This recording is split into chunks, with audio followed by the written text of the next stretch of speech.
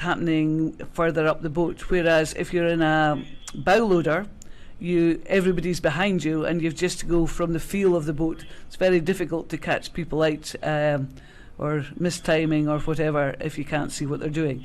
So, there are places for both styles of boats. Up at the top end, it's usually a bow loader for the coxes, because they get a really good feel for the boat because they're lying just on a thin skin of plastic above the water, so they get a real good feel for how the boat's moving. But then they can't see what each member of the crew's doing. But the Team Keane cox there is doing a grand job of just keeping her crew focused and driving them along into this lead they have. It's probably about a length and a half now, I would gauge, but we'll be able to see that as they come through the next marker. So these boats now approaching the 1,000 metre point, the halfway point of their race. And we can see Team Keane in the bright yellow there going through the marker. Behind them in lane 2, that's about a length and a quarter, I would say. And lane 2 there, that is the 1863 crew holding on to that second place. And these first two quads developed a bit of a gap between them and the third place, which will be Magdalen School in lane 1. Yes, indeed. I thought that Team Keane had a slightly bigger advantage over 1863 than was shown as he went through the marker there. These distances can be incredibly deceptive. But 1863 just holding on to Team Keane's stern canvas there. And, I think Team Keane would probably have thought, well, what are we going to have to do to get rid of them? Because we're going to have to put in a push just to just cut them adrift so that we can relax a bit more for the last phase of the race. But they don't seem to be relaxing any. They're just quite efficient there. The rating hasn't come down any, and they're just keeping it at that sort of rating that they've had for most of the race. Just pretty metronomic, I would say. Just very neat, very tidy, and keeping it all together. Metronomic is a very good word there, just showing the consistency of the stroke man in that boat there for Team Keane. You can see the cox there just chattering away, keeping our crew motivated. One of the key roles that a cox can play is providing that rhythm in the boat by giving rhythm to her calls, helping them to call into the stroke, coming into the finish of the stroke, calling it there and into the bodies, and helping to develop that acceleration and drive to the stroke. A lot of that can be exposed in the call of the cox to really encourage her team to develop that rhythm.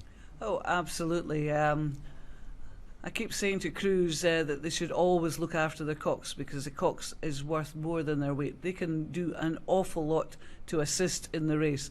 And it's still a length that Team Keane are leading by. 1863 still pushing them on and not letting them get away, which is really good to see at this phase of the race. Because it takes a lot of determination if a crew's been in front for, as Team Keane has been for about 1,500 metres.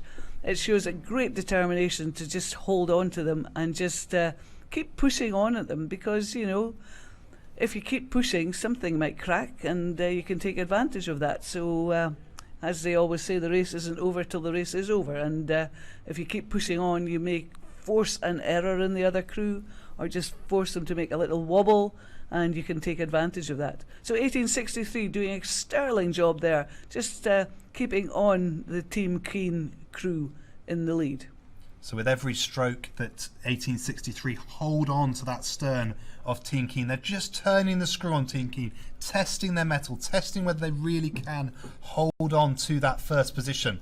And with every stroke, it will get more difficult for Team Keane to hold on there, but it looks as though they're doing a sterling job out in front to combat that challenge there from the other boat just behind them.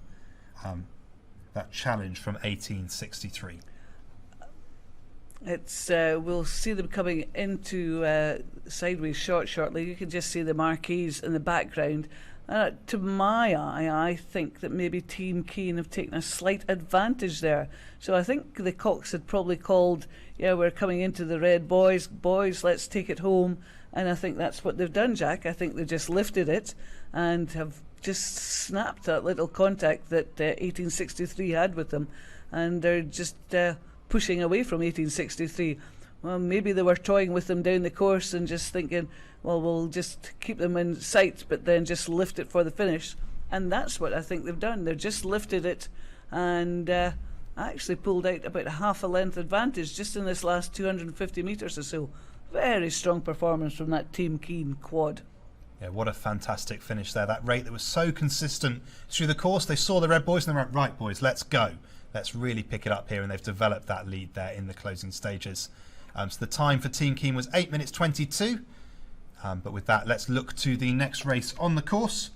And this will be the C final of the Open Junior 15 Coxed Quads. So in lane 1 of this race, we have Lee Rowing Club. In lane 2, it's Falcon Rowing Club. Lane 3, towards the middle of the course, that's Durham Amateur Rowing Club. Lane 4 will be Northwich Rowing Club. Lane 5, Greater Marlow School. And in lane 6, on the far side, the top of your screen, that will be York City Rowing Club. And as you will have seen from the screens, these quads all got off to flying starts there.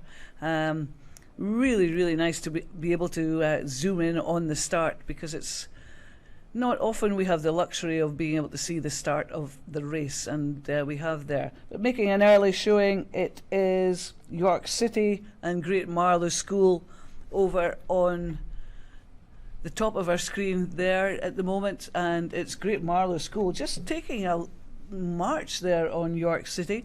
Both crews pretty high ratings there, and pretty high but very consistent. And it's Great Marlow School trying to just inch themselves in front so they can relax a bit, but York City not letting them do that. As you can see, there's a peloton of coaches following these crews, and they'll be watching intently every move just for the post-race analysis, or just see how the crews are going. But it's Great Marlow there, Great Marlow School in the lead, about half a length up on York City. Just look at the finish in the Greater Marlow boat. Great Marlow boat, sorry. They're just whipping it round the finish there. The hands come in and straight away they're down and away and onto the next stroke, just showing that rating there in that boat. They want to get as many strokes in as they can. Seems to be the approach that stroke man is taking there. Just focusing in on the Durham boat there that's just gone through the screen, and it's Falcon just on their inside. But still everything to play for in this race, because it's still early days. Great Marlow School took that early lead, but I wouldn't rule anybody else out there yet. Northwich still in the shot, and look what's happened, Jack. Lee have snuck through on the inside again in lane 1, when we were focusing over in Great Marlow School. Lee on the bright orange kit on the inside are actually coming up in contact with Durham Amateur Rowing Club. Yeah, so what a fantastic performance there for Lee. They're just off the right-hand side of your screen in the bright orange, but we'll see them again as they come in towards the halfway point, the 1,000 metre mark. At the moment we're looking over on the far side of the course, where you can see Great Marlow School and York City Rowing Club. I keep getting that wrong. Great Marlow School coming on strong there, but Lee is on the inside of the course. We want to make sure that we get them in the right position here, and we can see them just coming up shortly on the inside there in bright orange. A great battle here between York City and Great Marlow School. I thought Great Marlow had it for a little while. York City slightly behind at the moment, but they have not let Great Marlow School get away with it, and they are still pushing on. So as you can see, the coaches in the background cycling along. It's Great Marlow School going to go through the line in first place, half a length behind York City, and it's still only half a length, and that's just hard to keep up for that length of race. And then we've got Lee in third place, with Durham third place, and inches behind them we have Norwich. And this is going to be a great battle here for any of these places. I think it could go any way at this stage in the race. I would say that possibly Falcon are out of contention at the moment. They seem to be off the pace of the other 5 crews, just slightly behind, about a length adrift, but it's still, what a cracking race this is, Jack. Yeah, it looks to me as though Greater Marlow School have a little bit of an advantage there, perhaps, over the other schools, but it is definitely much tighter for that second, third and fourth place here. Great Marlow School, probably about a length ahead of the crew from York City Rowing Club there on the far side of the course, but then it gets really close between second, third and fourth. Lee Rowing Club and Durham Amateur Rowing Club right up there battling for the second and third places on the near side of the course, but also there with them sit Northwich Rowing Club in lane 4. Absolutely correct, Jack. You did call it there that Great Marlow School seem to be pulling themselves in front of York City, and they just seem to be managing to pull themselves further and further in front of York City. But it's York City in that second place, but they could be in danger of being caught by these other 3 crews, Lee, Durham and Northwich, having their own battle there for the minor placings. But it's Great Marlow School now having just had a really good 500 there, that they managed to sort of just pull themselves away from York City, and that was an impressive 500 metres there, that York City is so close in contention and to be so far adrift now. And look at this, Lee, Durham and Northwich, nothing to choose between them as they've come in front of us. And in fact, I think it's York City that are dropping back and are pretty much level with these other 3 crews. So York City, Northwich, Durham and Lee fighting for second and third place in this C final of the Open Junior 15 Coxed Quad Sculls. Yes, and these quads now coming in to the last 500 metres of the race. Not much water left for these crews to make a move if they want to secure those positions in this C final. So really the race is on now for those second, third and fourth places. There's no time left. They need to put the push in now and really try and gain that position. Well, talking about putting a push in now, I think Great Marlow have just put a push in because they have increased the distance between them and the following pack, and I think they've seen the tents and they've thought, let's give the audience a good show here, let's show them what we can do, and what we can do is just pull ourselves right away from the rest of the following pack. Second place now looks to be between York City and Northwich. Durham Amateur Rowing Club also in contention there, but it's Northwich and York City fighting for second place. Durham just lifting it and trying to sprint for the line.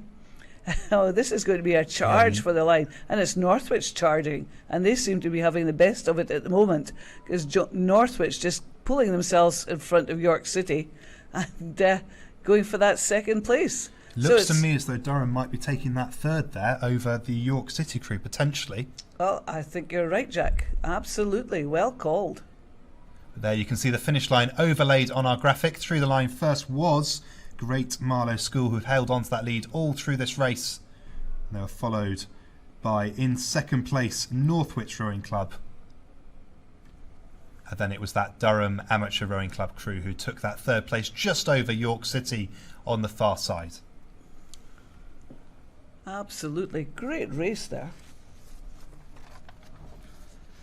So if we look ahead up the course to the next race, we're now going to single sculls, and this will be the Women's Junior 15 single sculls, the D final. And I'll ask Carol to take us through the boats in this race. In lane 1 we have Warrington, lane 2 Thames Scullers B crew, and in lane 3 Thames Scullers A crew. Tyne Rowing Club A crew in lane 4, Isle of Ely in lane 5, and Rob Roy in lane 6. And you'll see these distinctive colours of the Thames Scullers, because they're very bright kits, very similar to the Team Keane kit, but slightly less fluorescent, and you'll be able to spot them as they come into the shot. But it's this Isle of Ely Sculler possibly in the lead.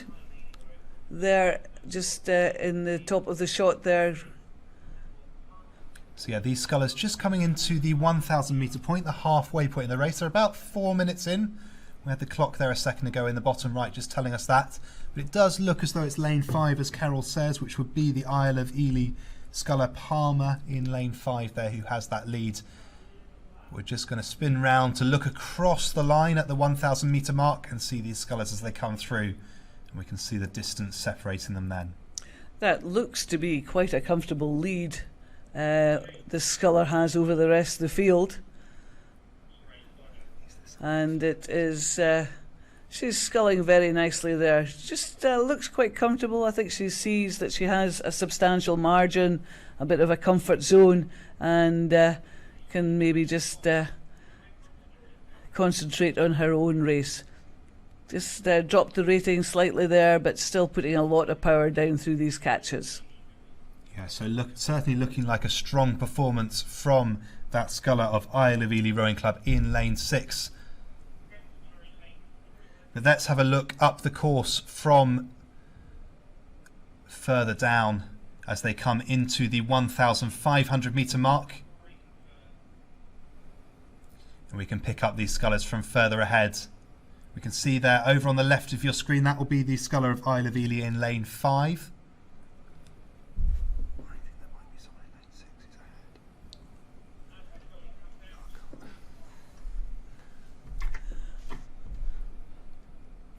We could just see the Thames scullers just on the right hand side of the screen in their nice bright kit, with Tyne just in lane 4 there. The umpire's launch following these scullers down the course. So we're seeing there the sculler of Isle of Ely, that's Palmer in lane 5. Somewhere around them in lane 6 there will be a sculler of Rob Roy Boat Club, we think. We're looking to see where they are on the course in that lane 6 on the far side.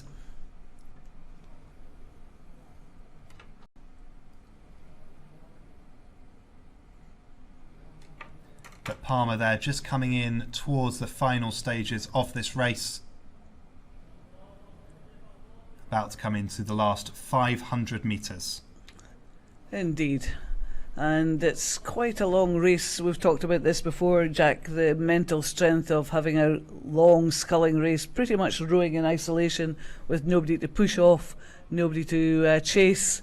And it takes a lot of mental strength just to push yourself on when it's hurting a bit. But then the sculler has the advantage of knowing that she is in a sort of comfort zone by herself there, with nobody much else close enough to challenge her for her position in this field.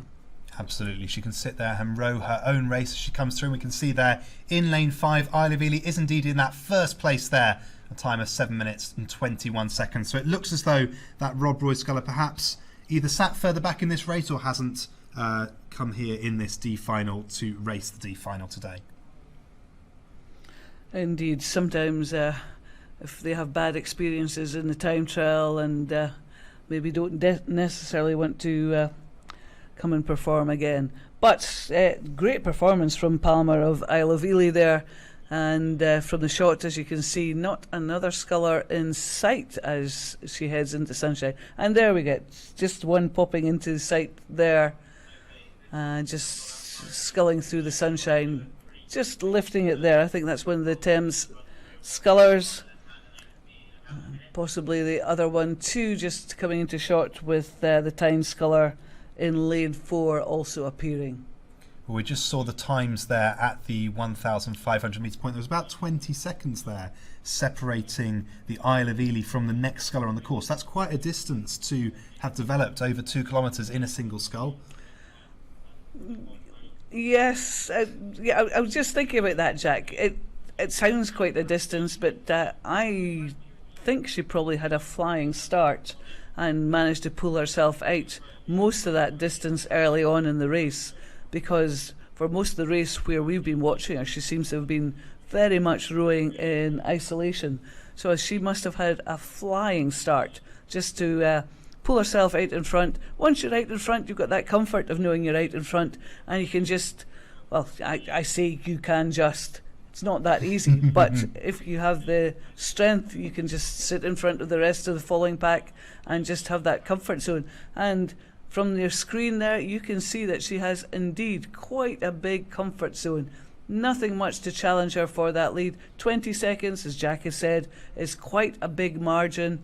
You know, that's 5 seconds for a 500 metres. That's quite a big split there that you're asking somebody to encroach on. But just coming up towards the finish line, it is Palmer of the Isle of Ely. What a fantastic race she has had and continues to have as she comes down towards the finish line. So for second and third place, who do we think we'll be looking at there? We saw that we had Thames Sculler right up there. We think it was the Thames Sculler in lane 3, which will be their A Sculler Watson, who potentially had that second place. But let's look as they come into the picture now at the finish line. Yes, certainly that Watson of Thames Scullers, and then there's that battle between Scott of Thames Scullers and James of Tyne. And look how close that is for that third place there as they come through. That's probably about a length separating them, so a lot closer than the other Scullers in this race. Oh, absolutely. So they've probably had a cracking race between them as they've come down the course. And, you know, they can see each other, and that, as we've said earlier, it does help push you on in a single scull. So with that, should we look forward to the next race on the course? This will be the C final, which it looks to me is just coming in to the 1,500 metre point. So coming towards the last 500 metres of their race, so not far behind. And in this race, Carol, do you want to take us through who's in what lane? Oh, very quickly. In lane 1, we have Ross Rowing Club B Sculler, and then lane 2, Reading Rowing Club, lane 3, St Andrew Boat Club, lane 4, Runcorn, lane 5, Stratford upon Avon A Sculler, and in lane 6, the B Sculler from Maidenhead. So let's look to see that positioning as they come into the last 500 metres. Looks to me, I don't know if you agree, Carol, that must be lane 6, Maidenhead. Oh, I would tend to agree with you there, Jack. Just looking at the positioning of the boys, they are pretty far over in the course, and I would assume that's Thompson of Maidenhead. Yet again, having a cracking race.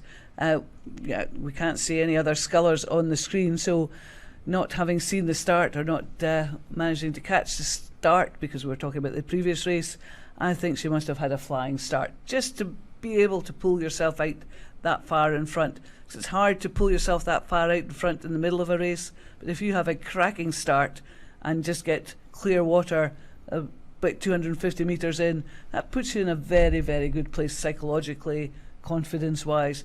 And once you've sort of snapped, as we talk about this invisible cord, once you've snapped that, you can just start moving away from the rest of the pack. So second place we think sits with lane 5 with Stratford upon Avon. But there is a sizable gap developed between Thompson of Maidenhead and Sarton of Stratford upon Avon there. Little bit closer after the second place. We can see up there with them Tideway, Scullers School, Kings Ely, Walton and Wallingford in behind. Oh, sorry, I'm looking at the wrong line in my script. That would be Ross Rowing Club, Reading Rowing Club, St Andrew Boat Club and Runcorn sat behind the Stratford upon Avon Sculler, but Stratford sat in that second place. Oh, indeed. And just really strong sculling from these junior 15 scullers. It's so nice to see the strength and depth of sculling at this age group. And talking about, we were doing the time trial this morning, and there seemed to be so many of them. I think at one stage I counted 60 names on the list, and we're now seeing the C and D finals.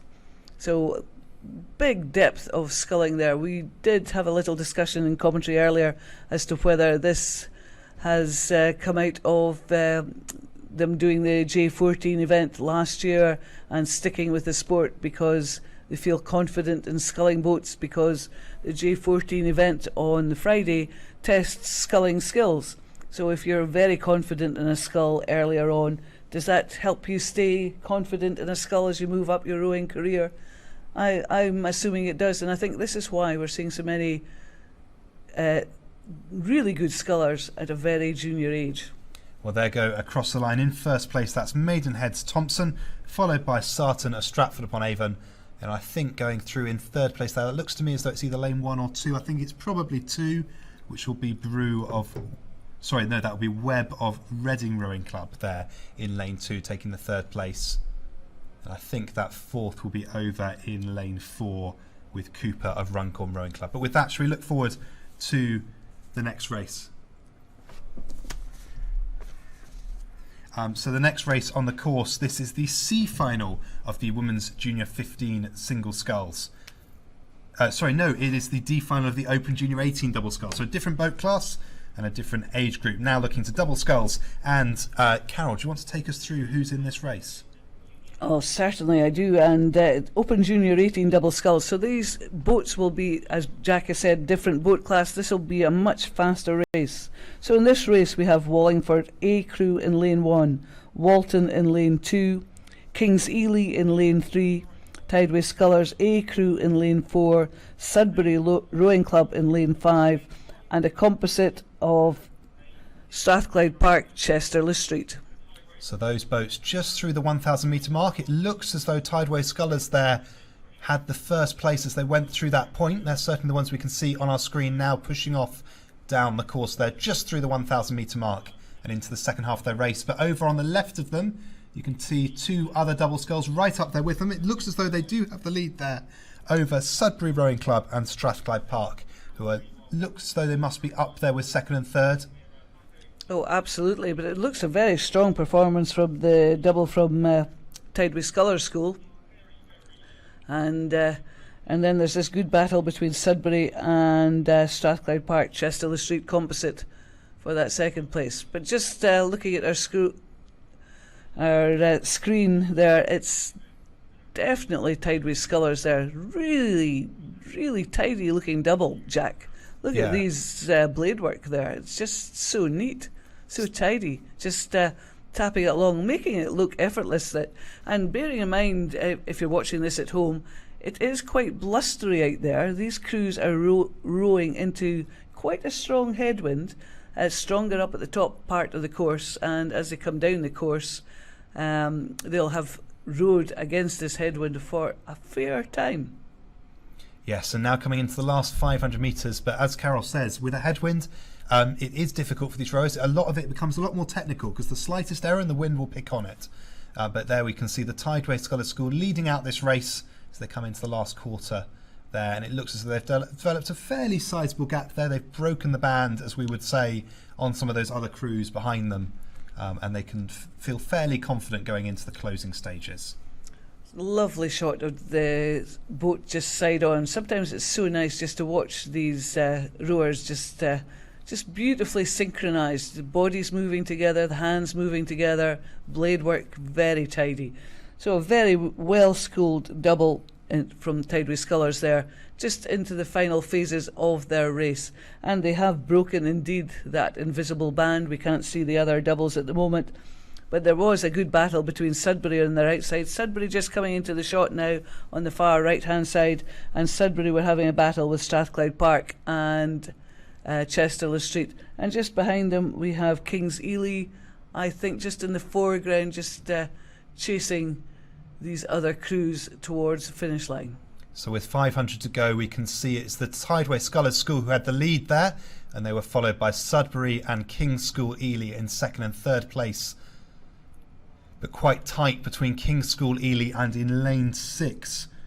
That will be the crew from Strathclyde Park there, who are battling for that third place in this D final of the Open Junior 18 Double Sculls. But what a row from that Tideway Scullers School double scull there.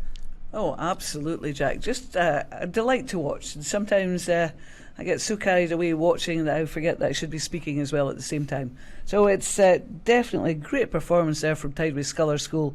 Just, as I said, lovely to watch. Sudbury in that second place now.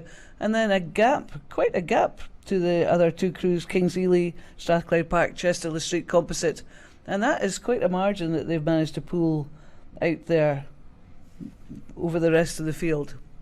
Yeah, we see a number of these finals. We've seen one crew pull out in front, but it's not often you see two crews right up there at the front with a gap developing then before the third. So nice to see two really strong crews here leading out this D final as they go through the line there. Tideway Scullers School taking the lead, followed by Sudbury to their left in lane 5.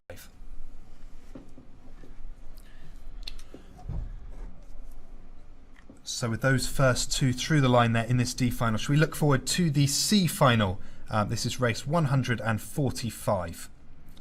And in this C final, we have Notts County in lane 1, 1863 in lane 2, George Watson's College in lane 3, Gloucester Hartpury in lane 4, another Gloucester Hartpury crew in lane 5. These are the C and D crews, Jack, and York City in lane 6. So yeah, a good showing in these two minor finals we've seen here from Gloucester Hartpury. They've obviously got a strong squad represented in the Open Junior 18 double sculls here, just coming through in these minor finals. It certainly is a club noted for their sculling prowess, always noted for being very good at sculling, but it's York City in the lead at the moment with the colours of Gloucester Hartpury just on their inside. Very distinctive colours. For Gloucester Hartpury, just with that overlap there on oh wow, this is going to be a close race, Jack. Yeah, look at third and fourth place there. It looks as though lane 3 has the slightest advantage over lane 5, I think it is. No, 4 it must be.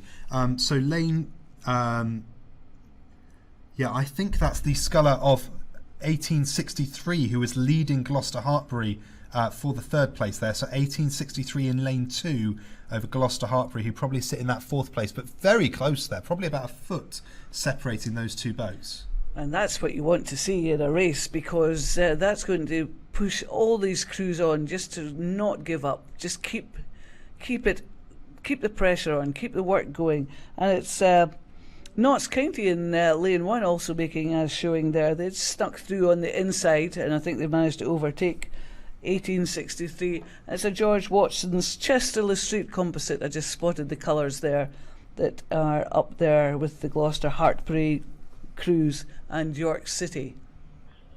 So it's York City still leading the two Gloucester Hartpury crews. The Watson's Chesterless Street composite still up in contention, and on the inside we'll be able to see Notts County, a distinctive green kit of Notts County at some stage. You'll probably catch a glimpse of it soon, but it is York City leading just on our shot there, just coming up to the marker, and it'll be York City going through, possibly a length in front of Gloucester Hartpury, but we'll be able to see it very shortly. So yes, these boats now approaching the 1,000 metre point, so the halfway point on the course, and it's taken them just about 4 minutes to get to this point, which is fairly standard that we'll see today. About 8 minutes to get down the full course given the headwind. Oh, absolutely. There is the headwind, and of course that just adds to the resistance that you're feeling as you're rowing through the water. But it is York City managing to pull themselves about a length in front of Gloucester Hartpury D crew, and then it is the Watson's Chesterless Street composite in that third place at the moment. Gloucester Hartpury C in fourth, with Notts County in fifth, and 1863 in sixth. So if we look up the course from the 1,500 metre point, you can see over on the far side there, you've got the the Gloucester Hartpury crew there in lane 5, and York City there in lane 6, the first two in this race. And then we've got that challenge between George Watson's College in lane 3 on the right of your screen, and the other Gloucester Hartpury crew in lane 4. Both these two battling for second and third, but it was Watson's who had the advantage there as they came into the last 500, into the second half of the race. And we'll see now as they come towards the last 500 metres where the Watsons are clinging on to that third place, Carol. Oh, I think they're doing more than clinging on. To my eye, it looked as though they were pretty much level with Gloucester Hartpury. It's still the lead with York City. Gloucester Hartpury D in that second place. And then the Watsons crew, the Watsons Chesterless Street composite, having a great battle with Gloucester Hartpury C crew. They're sitting side by side in the lanes, and sometimes that will really give you an advantage, because not only can you see the crew out of your sort of peripheral vision, you can hear them. So if they are making a call or trying to up the rating, but look at this move Gloucester Hartpury are putting in there. They've just not increased their rating. They just seem to have put an extra little something on the legs there, Jack, and they're starting to encroach on the lead that York City have had. Do you think York City have perhaps gone out too hard too soon and maybe have got nothing to reply with? Yeah, perhaps. In these races over 2 kilometres, you really do need to pace yourself. And it's important not to go out too hard at the front end of the race. You want to make sure you've still got stuff in the tank to hold off the other Scullers as they come back in the final stages. But just look there at the order as they come into the last 500 metres. York City just clinging on to that lead over Gloucester Hartpury, and followed by George Watson's College, who've now secured that 3rd spot. Well, as I said earlier, they were having a great battle, and I think they've managed to just pull themselves in front of the other Gloucester Hartpury crew. But it'll be interesting to see what happens between York City and Gloucester Hartpury D, lanes 5 and 6, because to my eye, just as they came through the 500 metre mark, I thought Gloucester Hartpury were making a move there, and I thought that they were going to eat into this lead that York City had. They were eating into the lead, and I just not sure if they can lift it as they come into the last 250 metres or so, and I think that's what they're doing, Jack. It looks to my eye as though they're putting a lot of pressure on York City. York City are feeling the pressure and have started to lift their race as well. Both these crews now starting to sprint towards the line. Interesting to see York City look to be rating just a little bit higher than the Gloucester Hartpury crew, but Gloucester Hartpury staying right with them even so. So some real power in the Gloucester Hartpury boat. But York City just looking to eke out now. They've raised their race, and it looks as though they're just trying to pull away there from Gloucester Hartpury. Well, yeah, I think they saw the danger that they were in and just thought, oh, we're going to have to do something here, and did increase their rating, and are still having to increase the rating because Gloucester Hartpury are starting to put that move on, but too little too late. George Watson's managing to finish in that 3rd place, Gloucester Hartpury in 4th. A cracking race there, Jack. Absolutely. Well, York City just rising to the occasion there nicely in lane 6. They saw the challenge of Gloucester Hartpury and they thought, right, let's make sure we secure this top spot, and they really pushed on to over the line. So we now look to a different boat class again. We're back to the single sculls with the Open Junior 16s, with this the D final. And they're just coming up towards the 500 metre mark if we look up the course to them.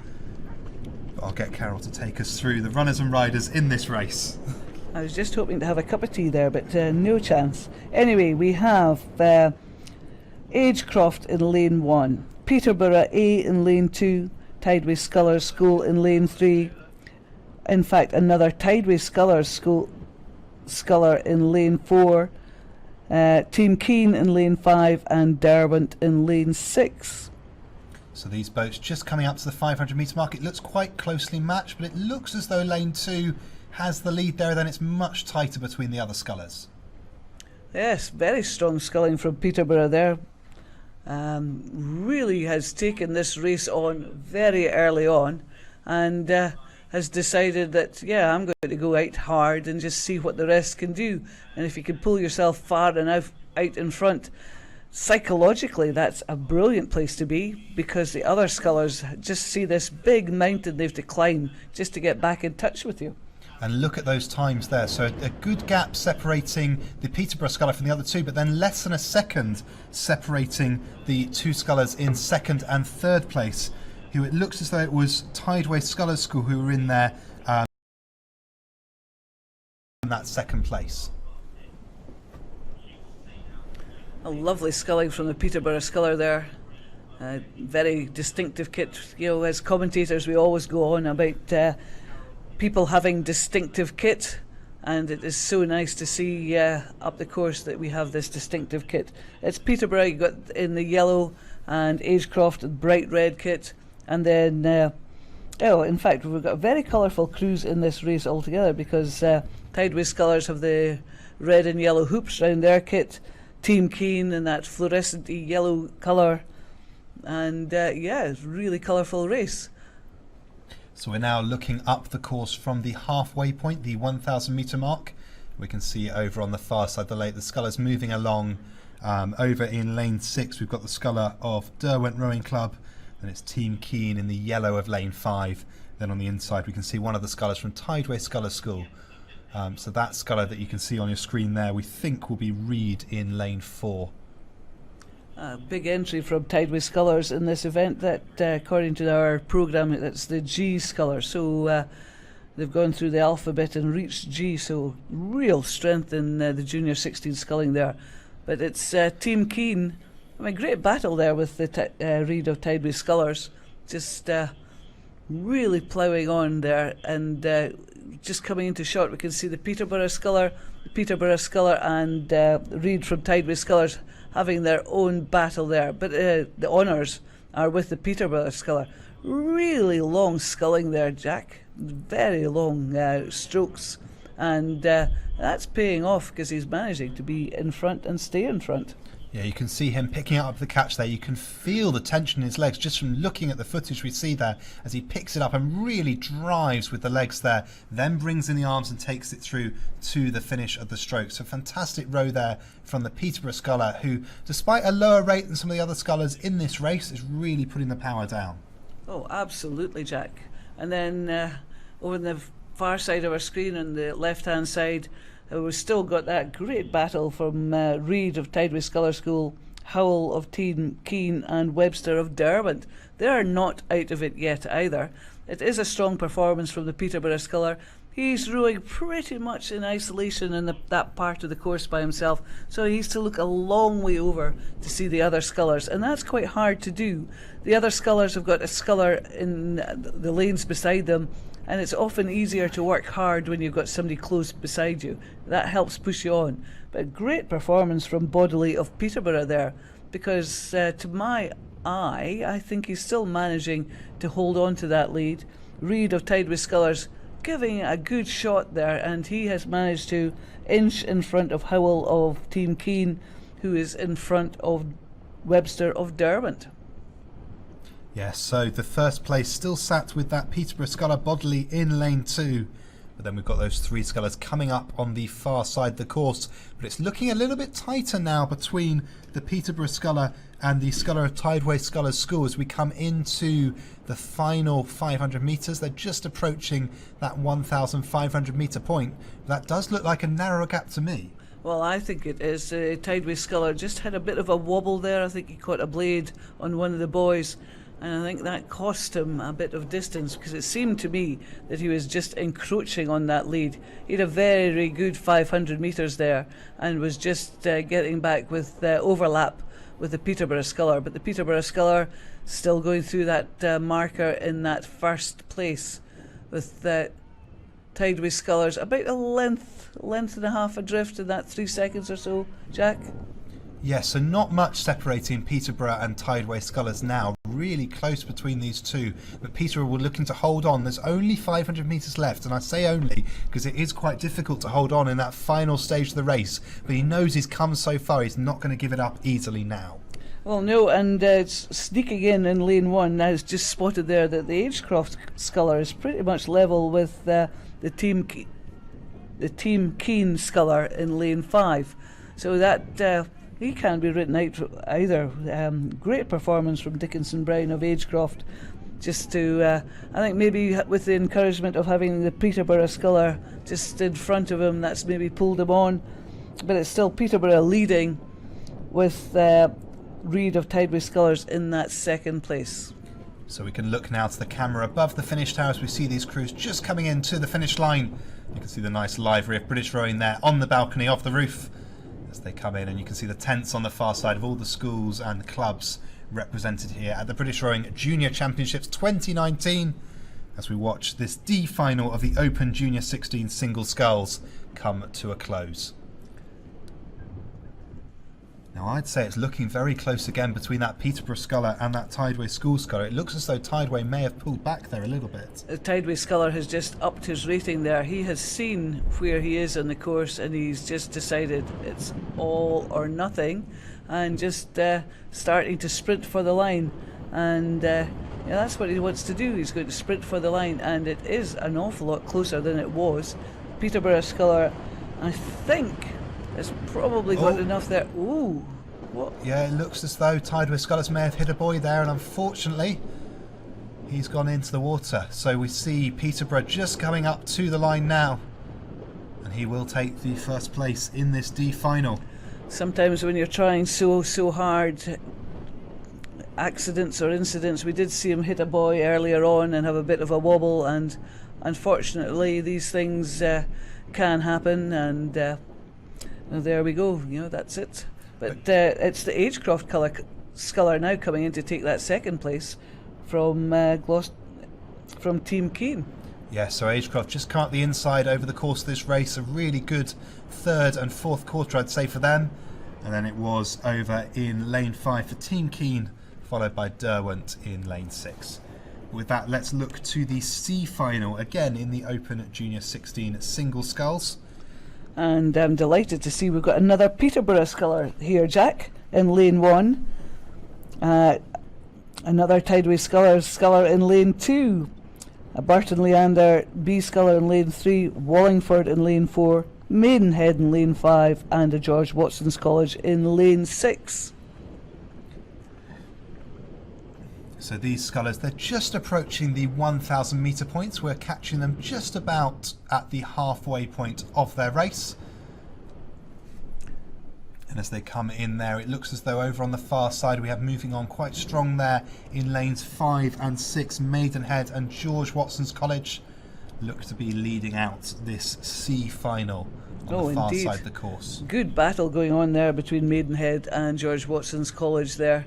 Just it's great when you see two scullers like this going at it, just stroke for stroke, and not much between them, I would say, at the moment. The George Watson Sculler marginally overrating, and I think they're doing that just to pull themselves out in front, just to just break that contact with the Maidenhead Sculler.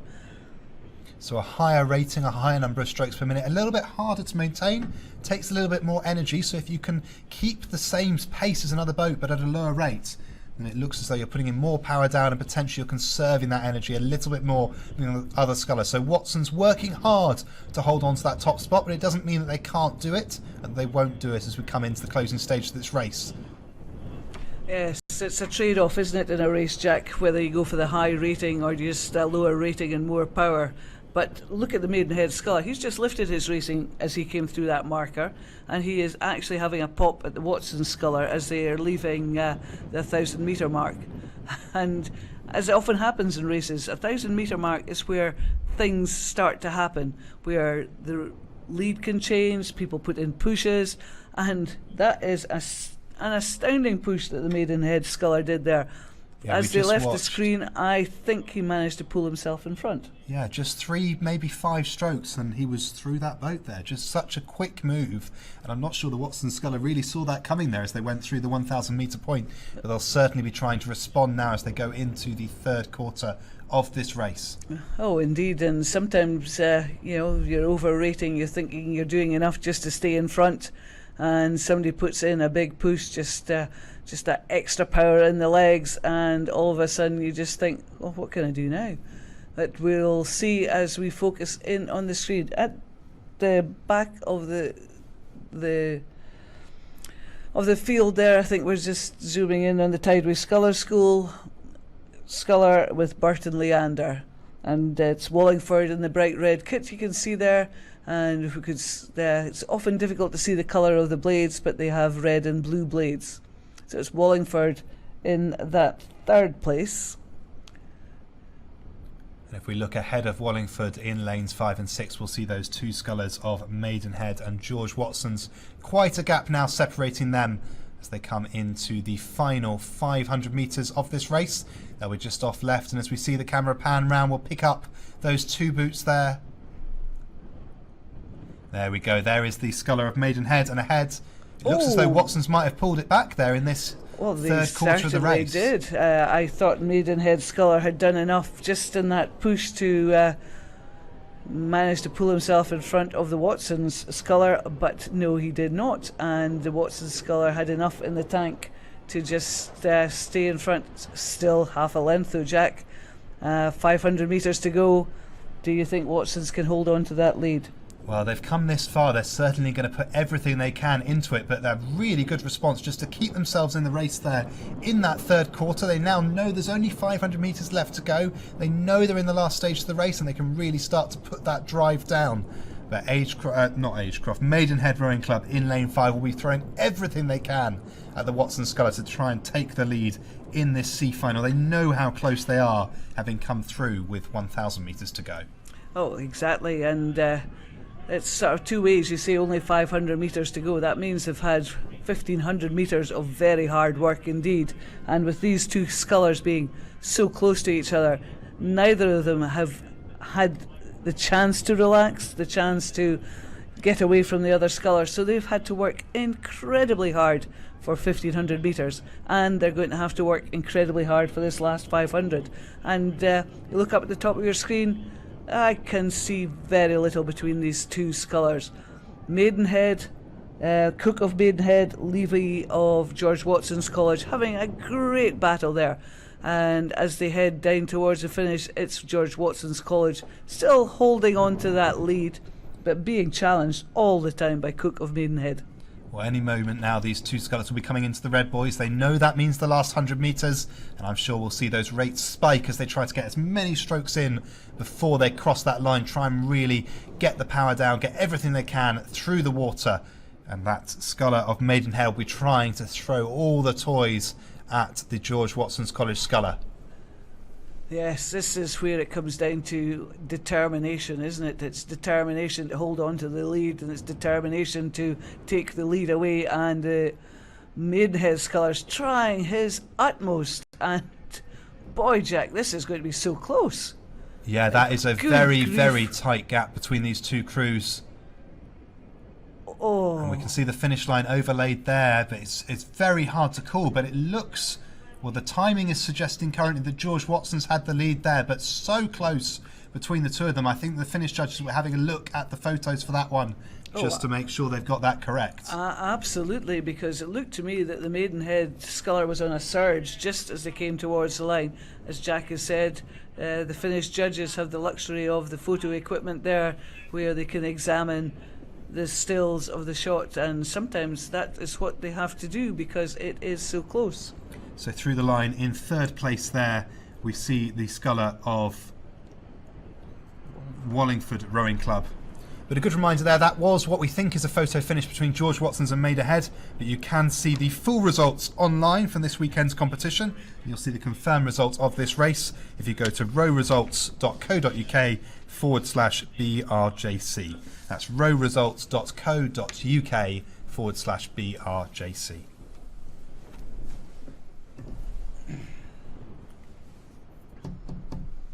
And so with that, we'll take a look at race 148, the next on the course. And I'll ask Carol to take us through the runners and riders in this, the women's Junior 18 single sculls. And in this race we have Broxburn in lane 1, Greenbank in lane 2, Abingdon in lane 3, Camas in lane 4, Maidstone Invicta in lane 5, and Notts County A sculler in lane 6. And we've had some cracking races here. I think Jack's taking himself off to a darkened cupboard for some quiet time out of the excitement of the live streaming commentary, because it is quite exciting watching these races from the start to finish. And I'm joined here by Tim, who will be with us for the next little while. So how's your day been so far, Tim? It's been fabulous. There's been some amazing racing from all of the young people that have been out on the course. They've dealt with the water conditions that they're faced with today beautifully. I'm sure there'll be some really proud coaches and parents. Oh, absolutely, and proud not only for how they've dealt with the conditions, but how they're racing in these conditions. And on the screen there, at the top of the screen, I think it's the Notts County sculler. To my mind, that isn't the Notts County kits. Just at the top of the screen. It's Camas in in the green kit just below them. It's Maidstone Invicta in lane 5 just at the top of the screen there. Just leading Camas by about a length.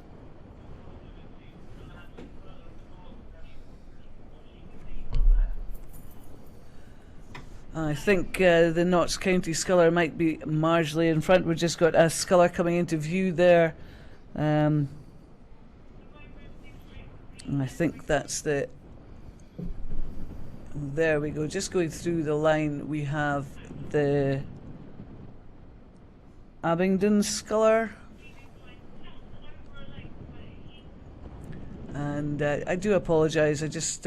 with the sun shining on the water, it's very hard to pick out the kit colours, and of course can't see the lane numbering on the bows of the boats anyway. Looks like it might be Green Bank. That's brown. Ah, well Quite spotted possibly. there, Tim. Greenbank leading with Notts County in that second place, and then Maidstone, Invicta, Camas and Abingdon. So Greenbank just in lane 2 managing to steal a little lead there and get themselves in front through that timing point. And just see the gusting winds just chopping up the water there. And as Tim has said, some challenging conditions out there today. It's been pretty much a headwind most of the day, and yes, headwinds in a single scull is quite hard to deal with because you're up against it all the way down the course. And I guess that's when we start to see the skill development that we saw yesterday on the course really coming into its own, and seeing these young scullers who've developed their skill to be able to keep themselves moving and charging down the racing course towards the finish line. And that's exactly what the sculler from Green Bank appears to be doing now.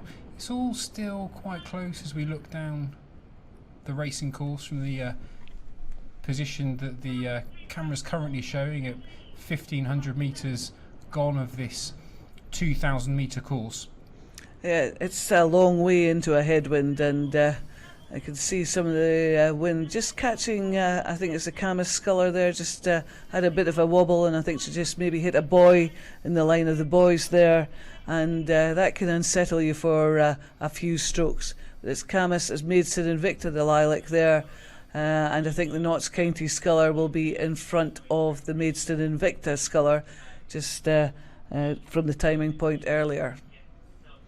But distinctive colours there, Maidstone Invicta, and just on the inside is looks like Greenbank just leading as they go through that timing point.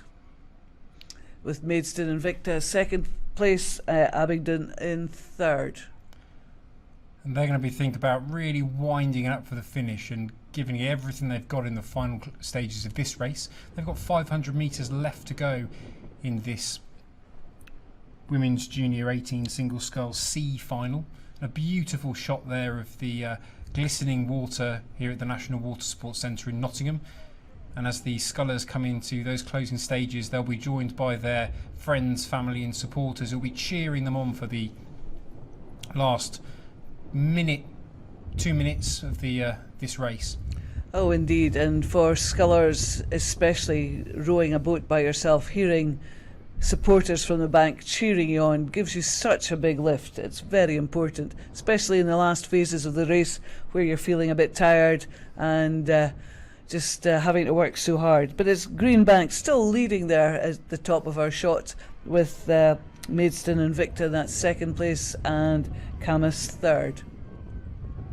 Absolutely, Carol, and this is a really big stage for these young scullers to be working on today. They're fully in the eyes of their supporters now, and we can see the close-up shot there at the bottom left of your screen of the scullers now charging down into the 500 metre, well beyond the 500 metre mark now, and that great aerial shot from the top of the National Water Sports Centre, seeing the shape of the cruise as they push past the gazebos there. Yes, lovely shot indeed. Just seeing them come into the finishing zone, into the red buoys, the last little bit of the race, and it's Greenbank still, to my eyes, looking to be in the lead at present, and just sprinting towards the line there. Just a shot with the line just coming up towards us, and we've just gone back again. But here we are, just as these crews coming into the finish line. We'll see who's going to get there first. And this is the D final, of course. The C final will be the next one up. And great battle there between Greenbank and Maidstone Invicta, and it's going to be Greenbank just taking that first place in this D final. Maidstone Invicta second, and Camas in third.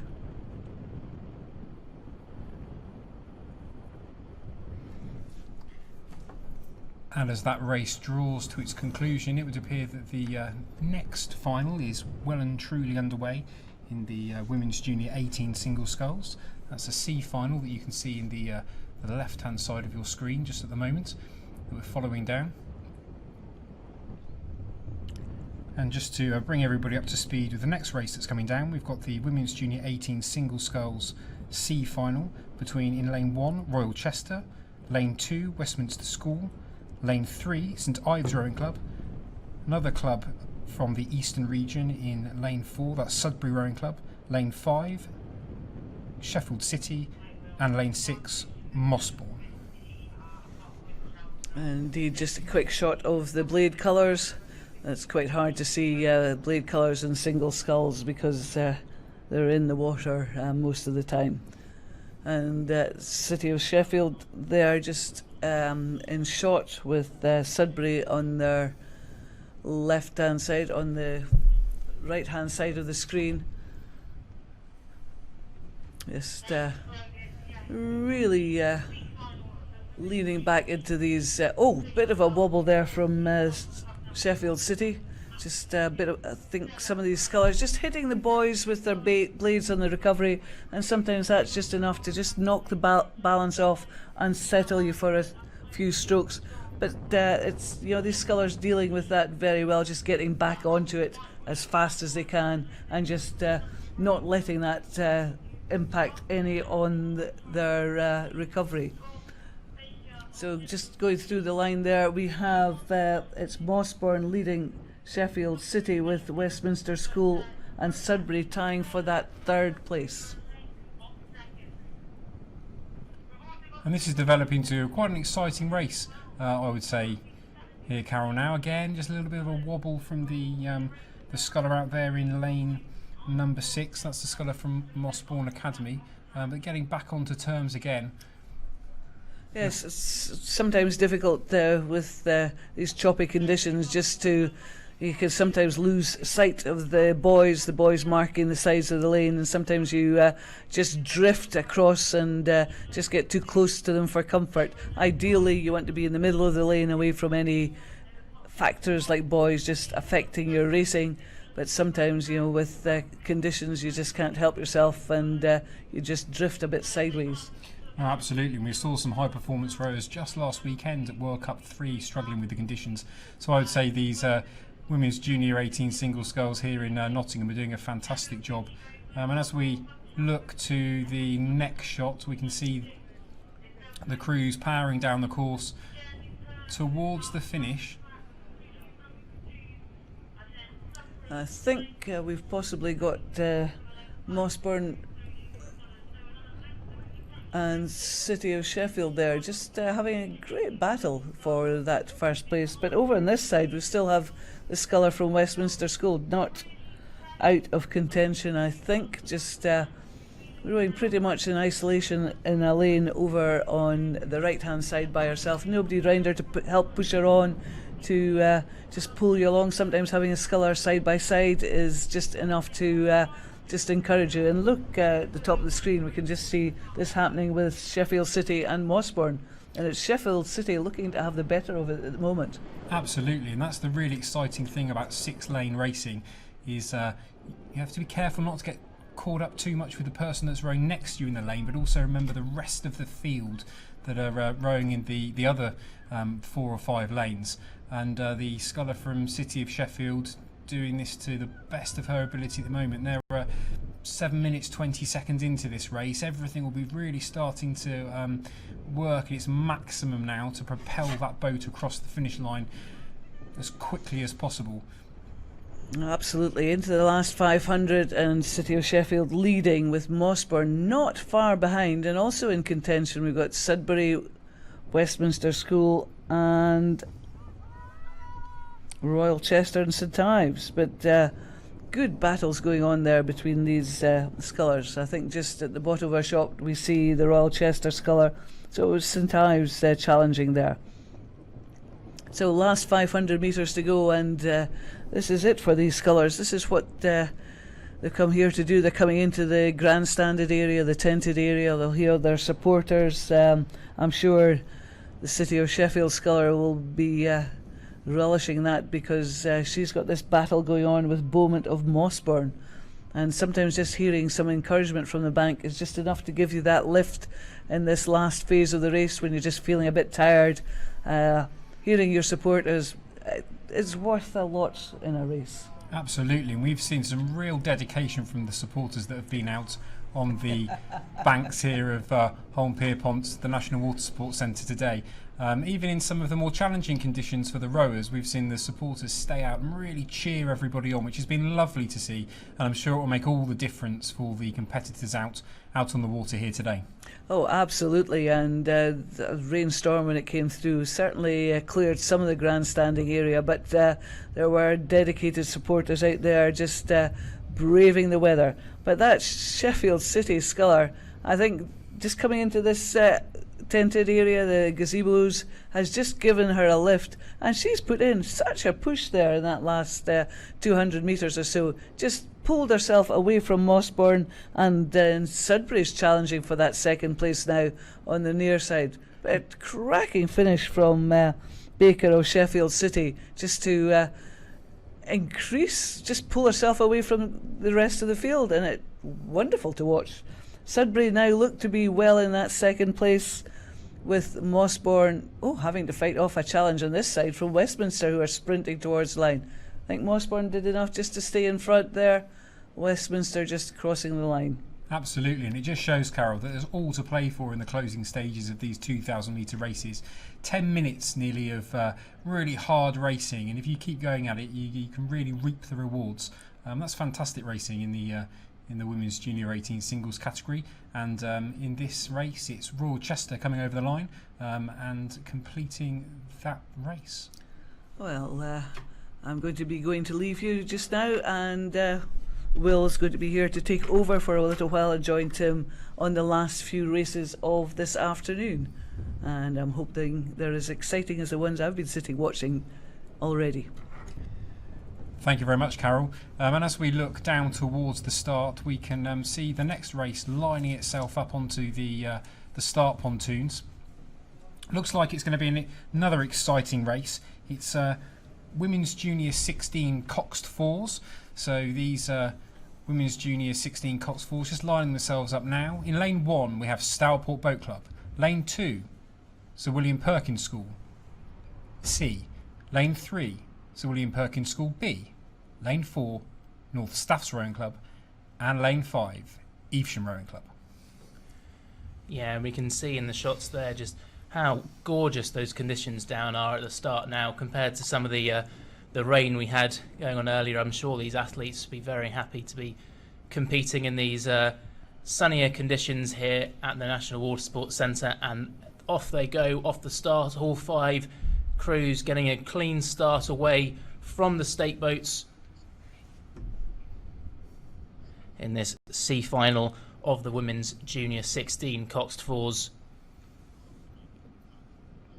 And as the crews come side on, we get a bit of a glance of what things have looked like as these Coxed Fours come out of the starting blocks. And it's going to be frantic and furious in the short, sharp strokes of the start of these races. And it's now about who can settle down into that race rhythm and who can really just push on and establish some sort of lead over their opposition. Yes, absolutely. Lots of crews can have a fast start, but it's how you transfer that speed that you get out of the blocks into a really strong, consistent rhythm that you can hold the whole way down the course. We saw it was the crew from North Staffs Rowing Club in lane number 4 who just took a canvas or so advantage over the rest of the field, just going at the end of the 100 metre marker. As we look at them now from 500 metres into the race, all those crews will be looking to establish that strong rhythm with about 1,750 metres still to go in front of them. And we shouldn't forget the coxes that are steering the boats, making sure that they're staying straight and steady in their lanes, but also calling the tactics and the strategy that they've agreed with the crew and their coach before the race. So they'll be calling to the crew and just making sure that they're doing exactly what they need to do and doing it at the right time and together, of course, because this needs to work as a unit. We've seen some scullers in the race before. This is 4 individuals brought together to try and get that boat to charge across the line ahead of their opposition. And we can see the rowers now from North Staffs and from Evesham. It's North Staffs who have a lead over their opposition from Evesham at the moment, but coming over that first timing marker, it's the crew from North Staffs, followed by Evesham, followed by Sir William Perkins C, Sir William Perkins B, and then the crew from the West Midlands, Stourport Boat Club. Yes, and interesting that you talked about getting those crews rowing together and the importance of the coxes. That North Staffs crew, they've got what is sometimes known as a tandem rig or a bucket rig at 3 and 2, where they have both of the stroke side rowers sitting next to each other, and that is a decision sometimes the coach will have made to change around the standard rigging of a crew where you would normally have the stroke side and bow side rowers alternating, maybe to accommodate the different techniques of the crew, or to maybe assist one rower in having a bit of a stronger rhythm to follow. And sometimes you can find that you can get a bit of a better rhythm from your fours if you have that bucket rig in the middle of the boat.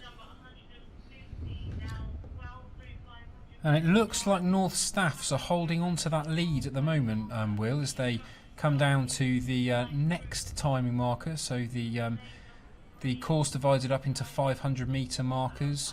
And as they come into well past 500 metres gone, we look at the halfway marker now, and we can just look, we're looking down towards the start from the 1,000 metre mark as the crews push on.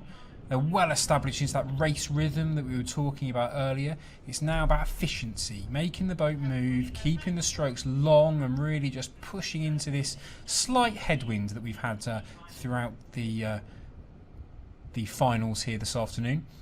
But it's North Staffs now, we can see, just in a little bit of a battle with Evesham. The cocks from Evesham and the cocks from North Staffs in the same position. They're in the bows of the boat, so they can see straight down the course, but they can't see their crew. So they're going to be having to really use those communication skills they've built up through their training to feel what the boat's doing, but also make sure that they're really motivating their crews now, because it's Evesham that are going to be wanting to make a bit of a charge and try and get ahead of their opposition from North Staffs. Yes, absolutely. Those coxes are in that position where they can't see their crew. It is all about feel, and you've got to really feel the rhythm of the boat going through 1,000 metres, and Evesham have closed that margin on North Staffs. It's now just about a third of a length in favour of the crew in lane 4 from North Staffs. Evesham have closed that gap as they go through the 1,000 metre marker, and they'll be looking to push on in that second 1,000 metres. I think we've then still got the 2 Sir William Perkins crews in lanes 2 and lane 3. They're in those 3rd and 4th positions, with Stourport in lane number 1. They are currently in 5th position. It's fantastic, isn't it, Will, that we've got such a close race. I mean, they're seconds apart. These crews are seconds apart from each other, and they've still got a little way to go as they push through that 1,000 metre marker that we were talking about just a few moments ago, and make their way down to the 500 metre to go, where they're going to be thinking that they're going to push on as hard as they can, do everything they've got to cement their position in this C final. Yes, it's a great benefit of racing time trials first thing of the regatta. It means that you can seed crews into really competitive side-by-side races. So whether you've got the A finals that we'll be seeing tomorrow, or the minor D and C finals that we've got here, there will be crews that have finished very close together on time from the time trials. You're guaranteed to get quite close races. And I think, as I look now, Evesham have probably got a slightly better rhythm. I think the North Staffs crew are maybe just starting to labour a little in the second half of this race, and I wouldn't be surprised as we come up towards 500 metres to go to see that Evesham crew with the darker shell boat have maybe pushed through North Staffs and are now a lead in this C final of the women's Junior 16 coxed fours. And I remember seeing this Evesham crew in the time trials earlier today. I believe their boat's Nemo, and they're really trying to make that boat charge towards the line. They've sharpened up the catches, so when the end of the oar, the blade sits into the water, and they're really trying now to hang off their handles for as long as they can as they power their legs down into the boat. This is going to be very, very close, Will. It's a really tight race. It's pretty much bow ball for bow ball as they went through 500 metres to go. I think Evesham maybe had 1 or 2 feet, but that can just be on the surge of the boat. Every stroke, the boats move at a different speed depending on the point of the stroke you're at, and that can be as much as sort of 1 or 2 feet difference. So that could be the only thing in Evesham's favour at that point. We've seen that rhythm going through the middle 1,000 metres, and it's now going to be about who has a really strong finish, who's left some energy left in the tank. Tricky when you've got a race that's maybe slightly longer than you're used to because of the slight headwind that is present here at the National Water Sports Centre. How well have you been able to pace your effort and have still got some energy left in the tank to add some power and raise the racing? And it looks like Evesham have done that, and they've pulled ahead of their opposition from North Staffs. They've used that third 500 metres very much to their advantage, and now are leaning back. They're going to have the bow person in front of the bow person for North Staff, so they're going to start to see North Staffs just dropping back a little bit, and that's again all about the psychological advantage of the race, and that's what they're doing now. We can see the top right of the picture, the Junior 16 Fours race coming into its conclusion from the elevated position at the top of the Water Sports Centre here in Nottingham. And it's Evesham on the far left of your screen in that top picture that you can see. Now it looks to me, Will, that they are starting to open up a lead now. North Staff seem to be just tiring just slightly and allowing Evesham just to push themselves on. Yes, I think you're right, Tim, and it can be hard when you've been leading a race and another crew comes through you, how you can psychologically respond to that, knowing that other crew is moving quicker. How can you reset?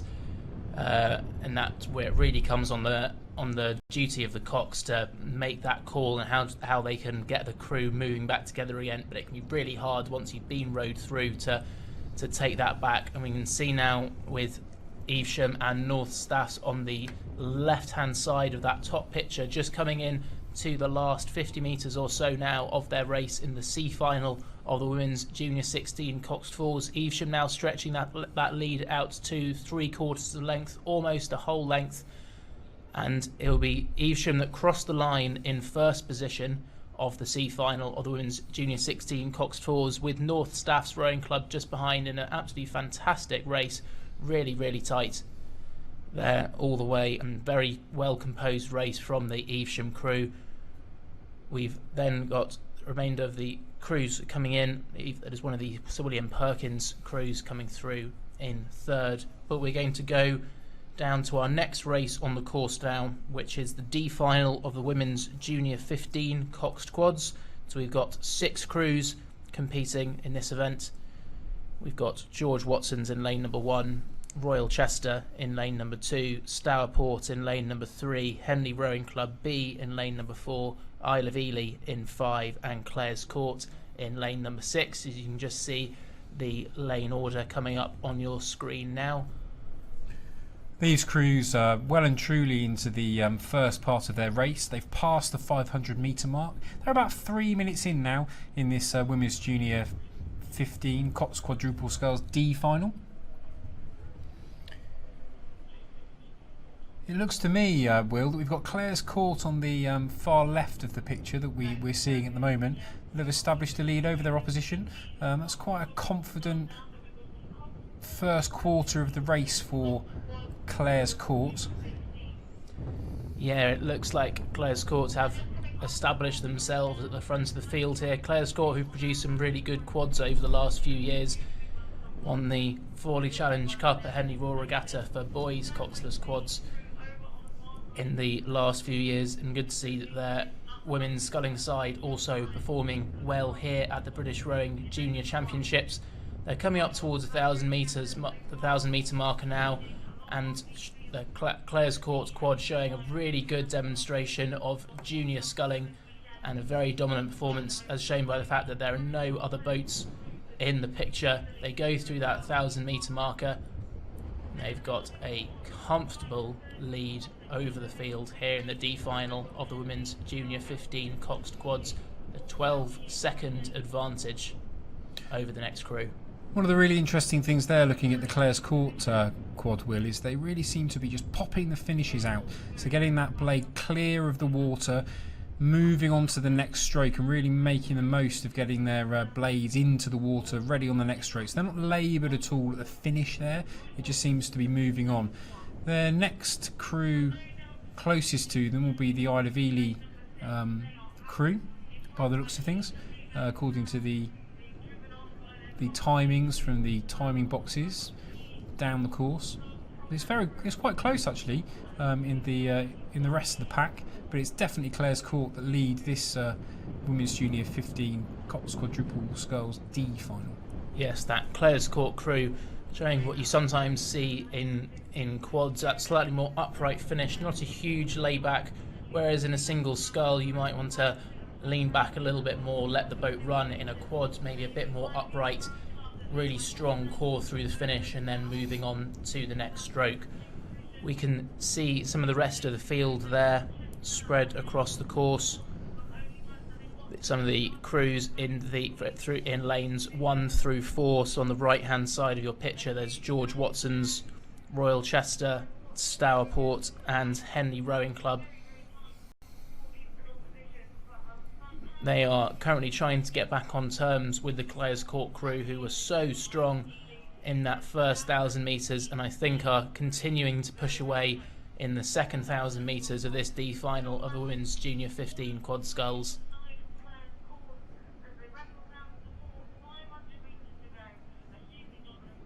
And coming into that closing stage now, and that's as we saw in the last race, is everything to play for in the last 500 metres. And who's going to be brave enough now to say to Clares Court, we're going to come back at you and we're going to show you what we've got? And I think it's going to be interesting to see if any of the other crews can just really respond to that huge push from the Clares Court quad. I'm not sure we'll see any crew catching Clares Court, though. They've looked very accomplished so far, and it's going to be very tough to close that sort of margin down. In the bottom left of your screen you can see that the C final of that event has already started and gone through the first 500 metres, so we'll pick that up soon once this D final has come to its conclusion.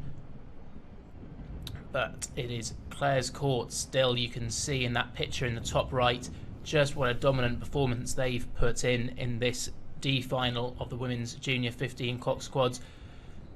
Perhaps they maybe didn't have the strongest time trial this morning and would have hoped to have been in a slightly higher final or even a semi-final tomorrow, but they have made up for that somewhat by dominating this D final, and there's not a huge amount to be gained by sulking over the result you had in an earlier race. The only thing you can do is take the race that you've got and show your best performance, and they're really doing that here.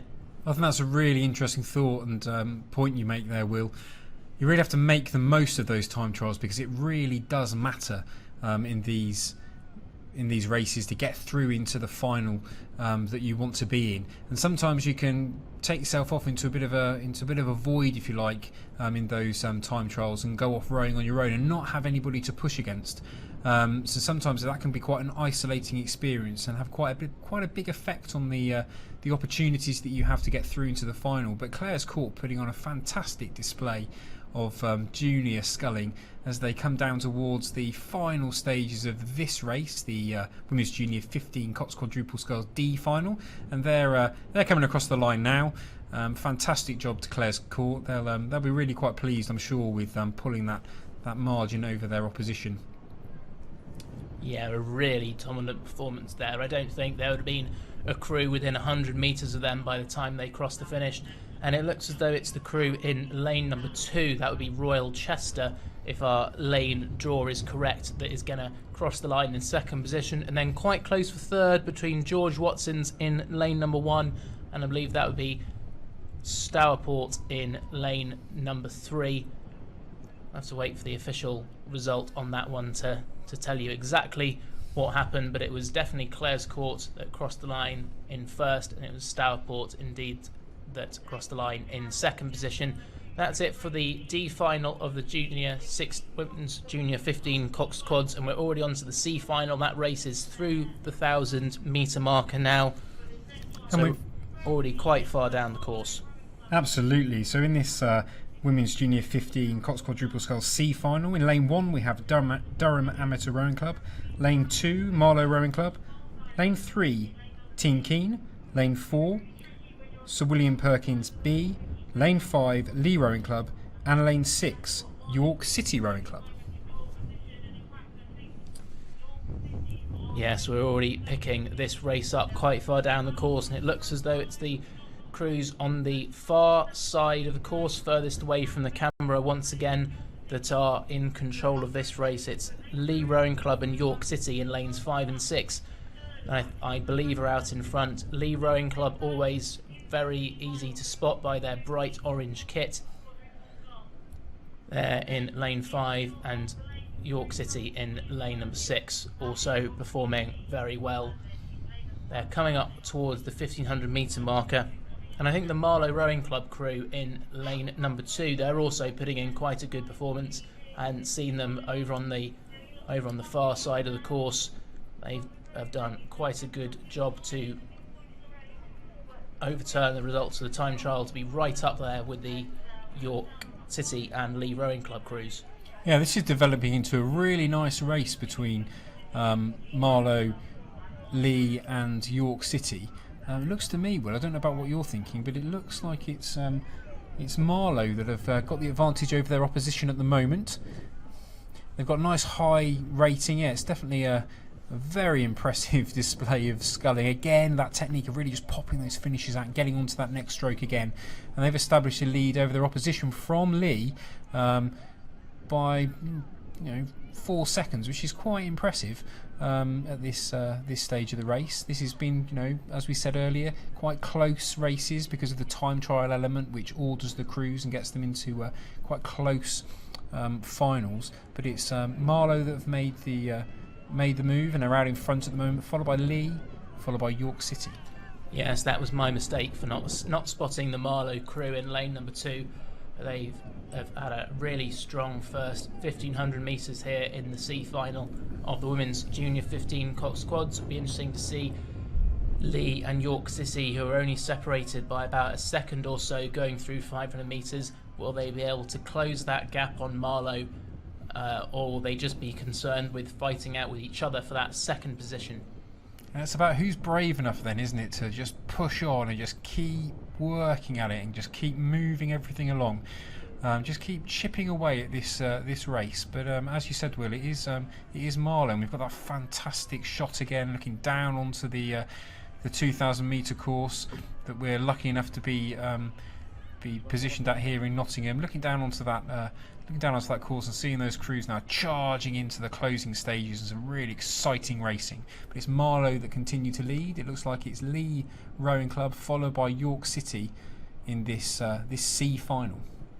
Yes, Lee Rowing Club have moved away from York City in the last 500 metres, but they've not been able to close the gap on Marlow. In fact, I think Marlow have moved away from the rest of the field. And they go past the scoreboard now and into the closing stages for Marlow in this C final of the Women's Junior 15 Cox Quads. A really fantastic performance from them. Absolutely, and as you're saying, Will, that iconic scoreboard of the National Water Sports Centre, and there'll be some times flashing up on that.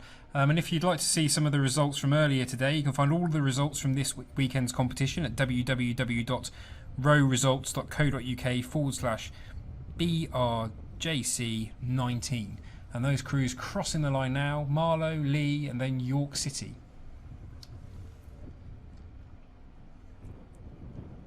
Very impressed with that performance from Marlow. Me hard when you're a few lanes away from your main competition to really focus on your race, but they did a great job there. Sir William Perkins B crew coming across in 4th, Team Keane in 5th, and then it would be Durham Amateur Rowing Club coming across in 6th position in that C final. of the women's junior 15 cock squads. Yeah, we can see some shots on the screen now of the race that we've just seen. That Lee quad that we saw earlier today, earlier in the race just before. And we go down back to the start now for the next race that's lining itself up, which looks to be the Open Junior 18 Coxless quads between in lane 1, Gloucester Hartbury A, lane 2, Gorse Boat Club, lane 3, Magdalen School, and lane 4, Thames Rowing Club. Yes, so I think the race is seeing up on the screen there, race 153. I'm not sure we've got that race going on in the C final women's junior 18 pairs. I think the reason we've got a bit of a gap is we're going straight on to the next race, race number 154, that C final of the Open Junior 18 Coxless quads. You can see the 4 crews that are competing in this event on the start line now. It'll be the responsibility of the bow person, most likely, just to looking over their shoulder, making sure they're completely straight within their lane, taking little taps on either side, bow side and stroke side, just to straighten the crew up. As you can see, the start list there for this C final, those 4 crews: Gloucester Hartbury,